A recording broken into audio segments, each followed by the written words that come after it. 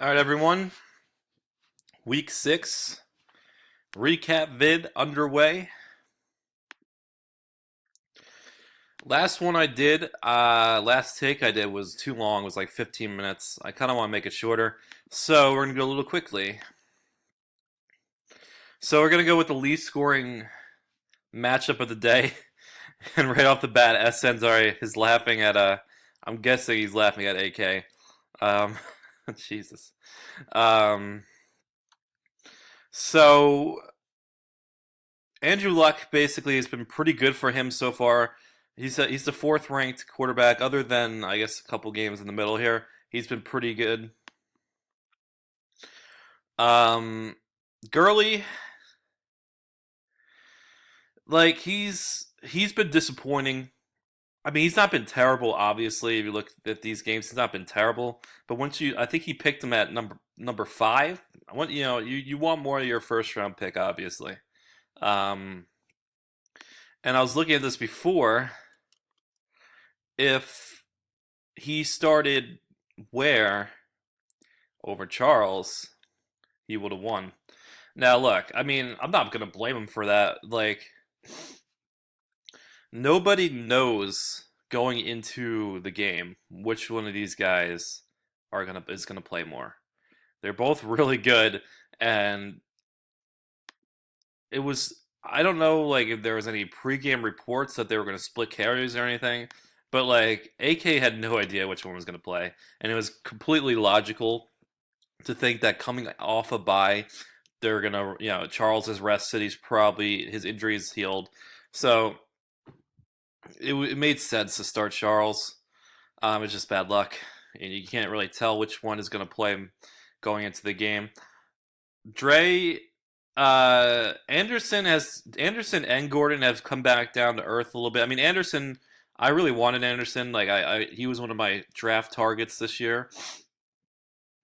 But he's getting less carries now. You look at the first two, he got in the games he got carries. He scored the most points.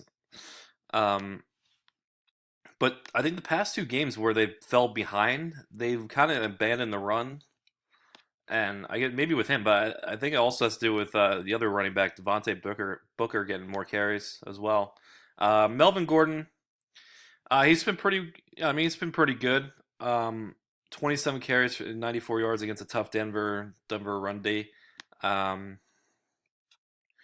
so that's an interesting. I think really like Miller and Gordon have been kind of even the past, you know, since we made that trade. So that was a pretty good trade for both of us, really. So he sat Brandon Cooks. I scored 23 points. So, uh, let's see. SN just messaged me week 6 recap video. Yes, I'm making it right now, SN, as we speak. So let's just check the time. I spent a lot of time on that game. 3 minutes. Okay. So we got Mosen, the Battle of the Brothers. I have a problem with both these guys right now, but I am not going to let that leak into this video. um, Mosen's running backs have been solid. I mean, Elliott's been legit. Other than David Johnson, I would say he's probably the most valuable. And Christine Michael has been awesome. I tried getting Michael from Mosen. Let's see. And then Jimmy Graham was a good pickup for him. He scored decent. He had 9 points, pretty good from a tight end. Gunn, other than Brady, had a kind of rough day. I mean, it was basically Brady and Bell, and that was it. Bell has been pretty good since he's come back, I would say. Baldwin and Hopkins have been very disappointing. Um, I don't think people understand the disconnect between Osweiler and Hopkins. When you watch the games, they just don't have it. They cannot connect. They're never on the same page. It's ugly to watch. So like that's why I'm hesitant to trade for Hopkins, and I think that's why the trade will not happen between me and Gunn. Um, let's just go to this game. Amon doesn't care anymore. So we got George, Breeze, 32 points. West, I mean, he's the highest scoring team this week, and he's the highest scoring team overall.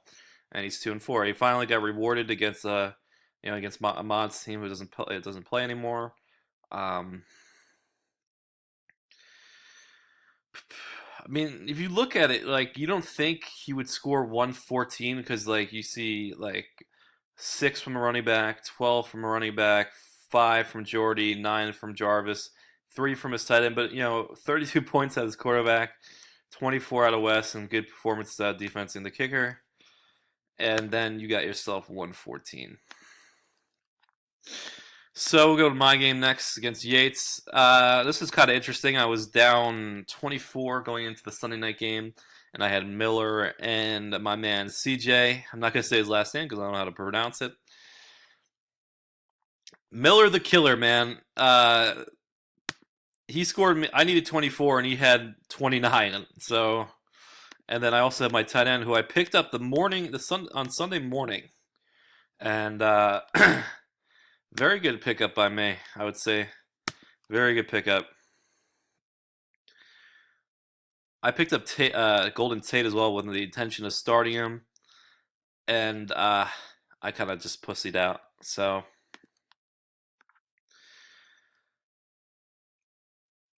Yates, he had 91 points.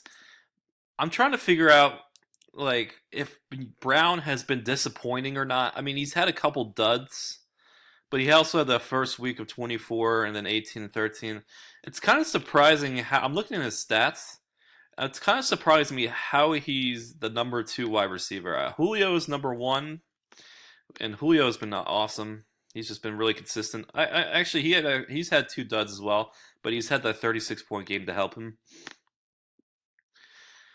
And then Odell has been kind of disappointing up until this last game. I thought it was kind of funny that I had Julio for that 36-point game, and then he had Odell for that 32-point game, and we both lost those respective games. So we got, let's see, I forget the names. So we got Doctor No Shoes. We have Starboy. I don't think he even played a game as the Starboy. I think that was just during the week. Um, Maybe he did. And then he had the same name as Mang. And honestly, he's just had so many names, and we have a lot of talk right here. SN needed, I believe, 38 points going into Monday night, and he had Johnson, who almost had it himself, John Brown, and Brandon Marshall.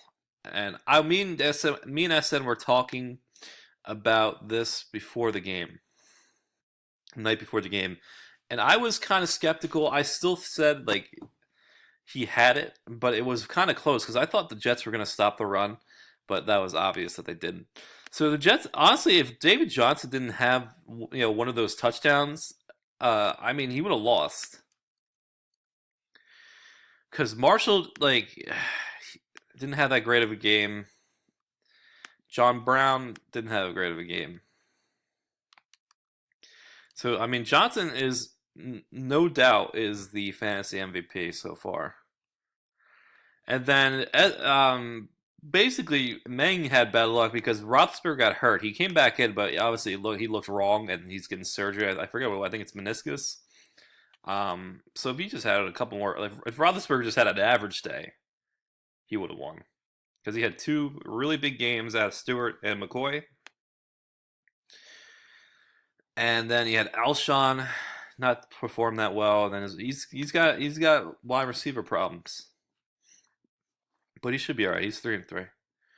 So that's it, right? That's it for the recap. So why don't we look at the standings, and I also will show how to look at the. So this is the tab to look at the projected playoff bracket. I'm not going to show it now because it's kind of early, but I maybe starting next week. We'll see.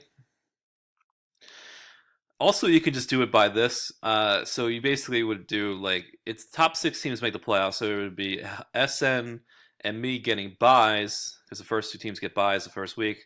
So it would be Mosin against 3, 4, 5, 6. So it would be Mosin versus Meng, and then it would be Dre versus Gun. So we have me and SN tied for number 1, and then we have Mosin at the 3rd spot, and then we have a lot of teams tied for 3rd here, or tied for the at 3 and 3. We have Dre 3 and 3, Gun, Meng, and AK, and then AK loses would be the first team looking out because he is the least scoring. I can't even talk.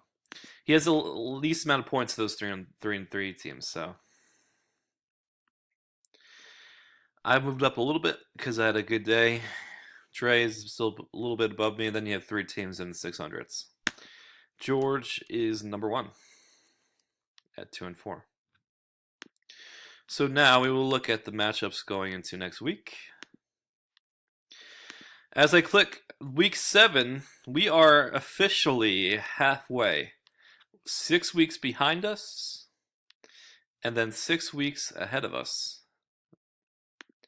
So we are officially midway through the season, which is crazy. We have me against Aman, and it's actually kind of funny. I actually did some research about this matchup already. Aman is not going to pay attention, but he actually has some good matchups. He has, I think, the Bengal defense against the Browns, and then I think he has AJ Green against the Browns, and he has a lot of good matchups. He has Gronkowski, so that might be closer than you think. AK versus Gun, Yates versus George, Dre versus SN, Mosin and Meng. So SN, he asked for this. The projected playoff bracket, you hit the standings tab, and it's right up here. Just click on that. I might as well show it. I have a little bit of time. And there you go. You can see. That's what the playoffs look like right now, but it's kind of worthless because we still got half the season. So that's it. I'm going to see how much time I got left. 12 minutes. We could probably end it here. Make sure you get your waivers in. And also, don't give up because I said that it's halfway through. But we have, I believe, 7 weeks left. So teams George is 2 and 4, and he's a game out of the playoffs. So he's the highest scoring team. He's very much in it. Yates is 1 and 5. He's like 2 games out. So if he he has Odell and Antonio Brown, right? So those 2 guys get on a couple of games where they just go absolutely ham like they are supposed to. That can win him a couple games. So he could, he's very much in it. Aman, I would say no because he doesn't care anymore. So make sure you still pay attention. I'm thinking I'll get in touch with Gunn because he has all the money, and we're gonna start designing the trophy for the playoff run. So that's it, guys. Hope you enjoyed. Have a good week.